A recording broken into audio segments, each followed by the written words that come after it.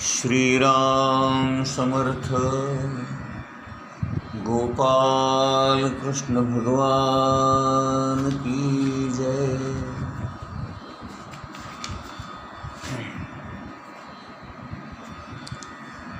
महाराज नेहमी म्हणायचे,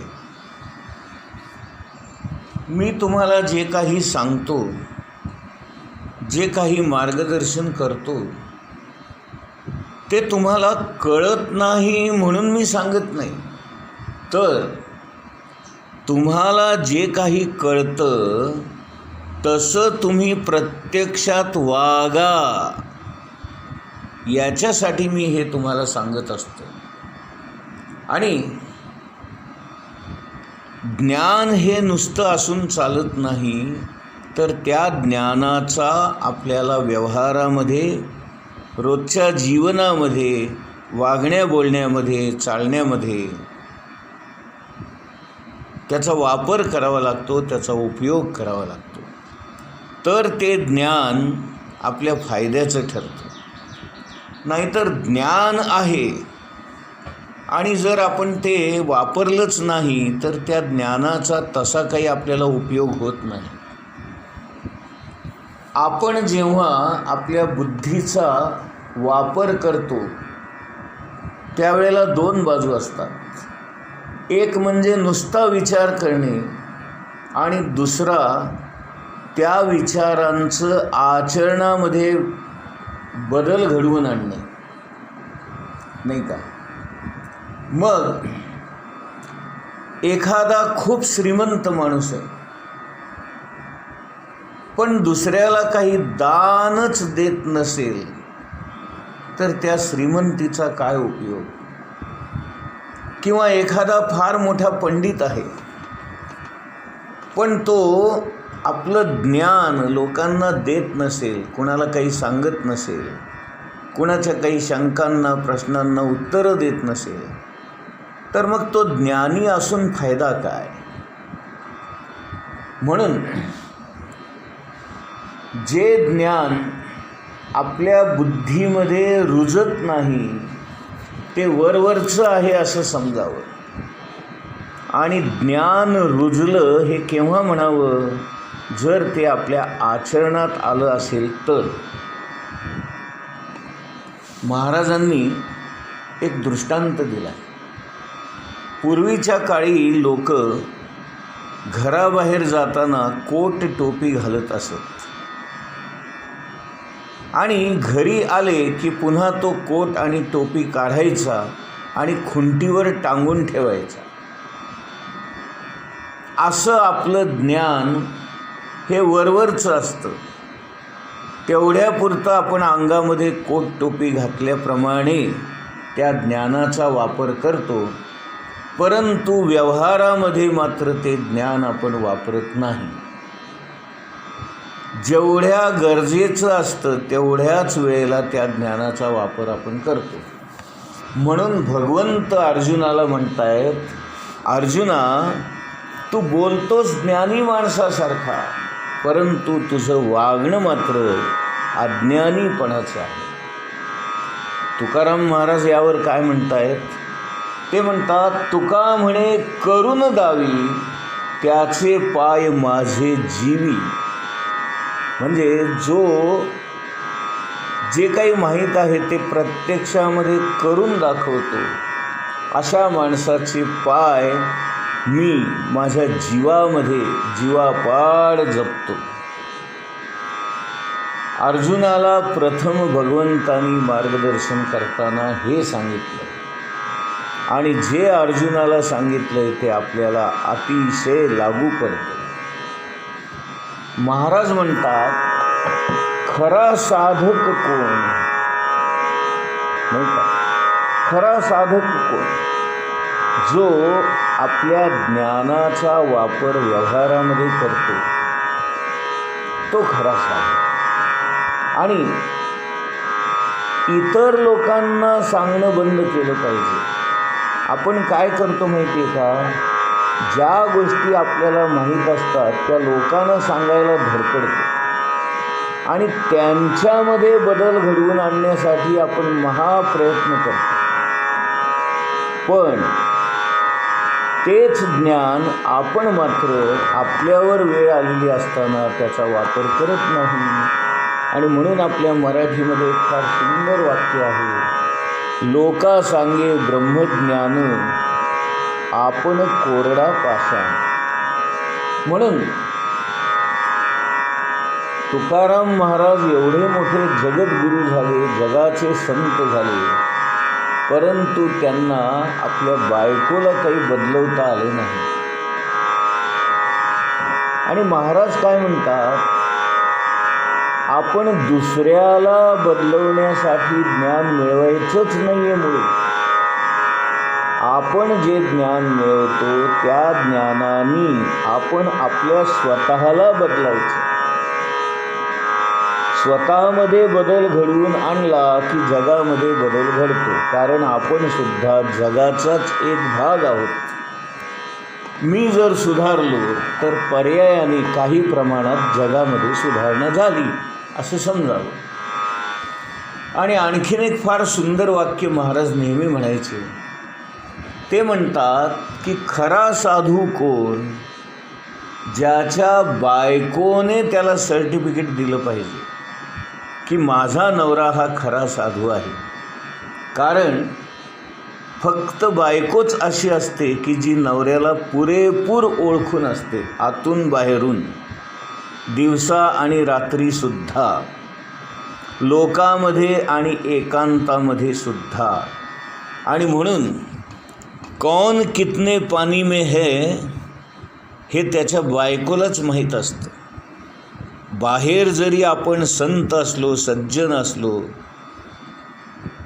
असा देखावा करत असलो, कपाळावर टिळा लावायचा, गळ्यात माळा घालायच्या, भगवी वस्त्र परिधान करायची आणि लोकांवर इम्प्रेशन मारायचं, असा व्यवहार जरी आपण लोकांना फसवण्यासाठी करत असलो किंवा आपल्या स्वतःचं कौतुक व्हावं, आपल्याला लोकांनी उदो उदो करावा अशा भावनेने जरी आपण हे सगळं करत असलो तरी आपण खरे काय आहोत, कसे आहोत हे बायकोला माहीत असतं. आणि म्हणून महाराज काय म्हणायचे, तुम्ही सज्जन आहात, संत आहात, साधू आहात, हे तुम्ही नाही म्हणायचं, तुमच्या बायकोने ते म्हटलं पाहिजे आणि तिने सर्टिफिकेट दिलं पाहिजे, तर तुम्ही खरे साधू. याची दुसरी बाजू अशी आहे की अनेक लोक तुमच्या नादी लागतात, परंतु घरातली माणसं मात्र ऐकत नाहीत. जादूगार आपली जादू बाहेरच्या लोकांना दाखवतो, पण घरातल्या लोकांसमोर त्याची जादू चालत नाही. कारण त्यांनी जे काही केलेलं असतं, लपवेगिरी किंवा हातचलाखी किंवा त्यात नेमकं काय केलं आहे त्यांनी, हे घरातल्या लोकांना माहीत असल्यामुळे घरातल्या लोकांना जादूगाराच्या जादूचं महत्त्व वाटत नाही. बाहेरच्या लोकांना त्याच्या ट्रिक्स, त्याची हातचलाखी किंवा त्याची लपवाछपवी दिसत नसल्यामुळे त्यांना त्याचं कुतूहल वाटतं. म्हणून रामकृष्ण परमहंस नेहमी म्हणायचे, जादूगार जादूचे खेळ बाहेरच्यांनाच दाखवू शकतो, घरच्यांपुढे त्याची जादू चालत नाही. आता श्रीकृष्ण अर्जुनाला म्हणतायत, तू जाणता तरी म्हणविसी आणि नेणिवे ते न सांडिसी. हा विरोधाभास तुझ्या वागण्यामध्ये आहे. म्हणजे तुला ज्ञानी म्हणावं तर तू वागतोयस मूर्खासारखा, आणि मूर्ख म्हणावं तर बोलतोयस पंडितासारखा. त्यामुळं मला मोठं आश्चर्य वाटतंय की तू आहे कसा नेमका. संतांना या जगामध्ये महत्त्व काय आहे माहिती आहे का? ते जसे आत असतात तसेच बाहेर वागतात, आणि जसा विचार करतात तसं बोलतात, आणि तसंच त्यांचं आचरण असतं. आणि म्हणून आपल्या मराठीमध्ये एक फार सुंदर वाक्य आहे, बोले तैसा चाले त्याची वंदावी पावले.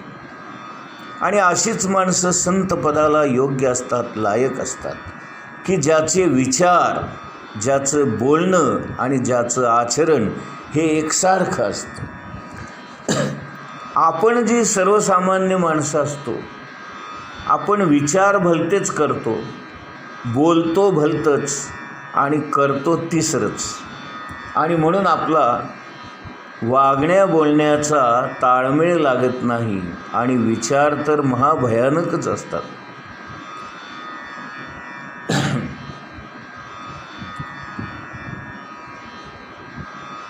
पूजा वगैरे करताना किंवा घरामध्ये काही धार्मिक कार्य असेल तर त्यामध्ये एक मंत्र असा म्हटला जातो, सर्वेषां अविरोधेन धर्म कर्म समारभेत.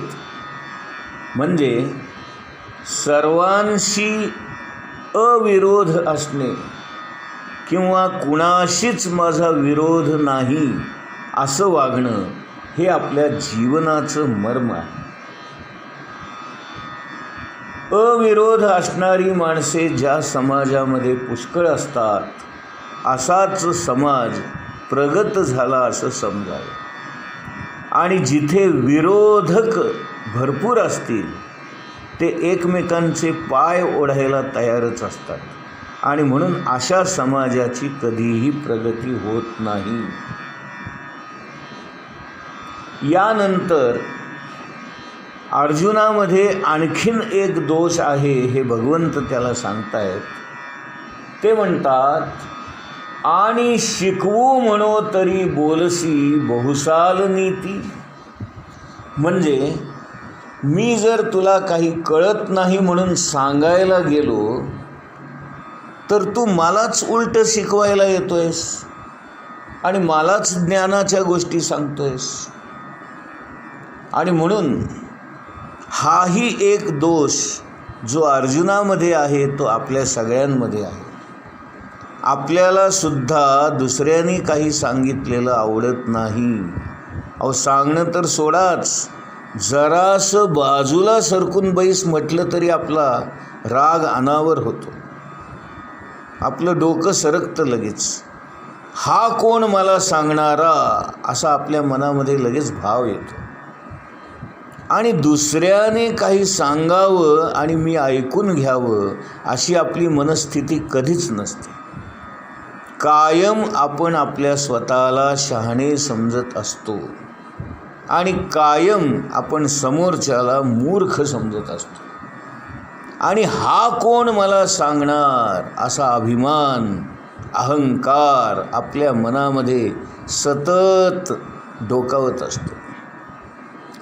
त्यामुळं होतं काय माहिती आहे का, आपण कुणी काही सांगितलेलं ऐकूनच घेत नाही. आणि हेच याचं मर्म आहे. काय होतं माहिती आहे का, बऱ्याचशा गोष्टी समोरच्याचं आपण शांतपणे ऐकून घेण्यानेच बरेचसे प्रश्न सुटतात, बऱ्याचशा गोष्टी सहज साध्या सोप्या होतात. परंतु तो कोण मला सांगणार, हा कोण मला सांगणार, याला काय समजतंय, त्याला काय समजतंय, अशा भावनेने, अशा तुच्छ भावनेने आपण इतरांकडे पाहत असल्यामुळे एखादा माणूस आपल्याच हिताचं जरी सांगत असला तरी आपण त्याला डावलतो, त्याला हाकलून देतो, त्याला नाराज करतो आणि त्याचं ऐकूनसुद्धा घेत नाही. आणि नंतर जेव्हा आपल्याला लक्षात येतं, अरे अरे अरे तो मला हेच सांगत होता पण मी हे ऐकलं नाही. एकदा काय झालं, राजा असाच दुपारच्या वेळेला झोपला होता आणि एक सर्वसामान्य माणूस जोरजोरात पळत राजवाड्यामध्ये घुसला. पहारेकऱ्यांनी अडवलं. पहारेकऱ्यांनी अडवूनसुद्धा तो त्यांना न जुमानता त्यांना बाजूला ढकलून पळत पळत राजाच्या झोपायच्या खोलीमध्ये जाऊन पोहोचला. आणि जोरजोरात राजेसाहेबांना सांगू लागला, राजेसाहेब घात झाला, राजेसाहेब घात झाला. पण राजा काही ऐकूनच घेईना. त्याचं आपलं एकच, तू आत आलासच कसा? तुला कुणी आत सोडलं? कोण आहे रे तिकडे? दारावर शिपाई कोण आहे? त्याला ताबडतोब बोलवा आणि त्याला कामावरून काढून टाका. असं कुणीही येतो आणि माझ्या झोपण्याच्या खोलीपर्यंत आत शिरतो म्हणजे काय?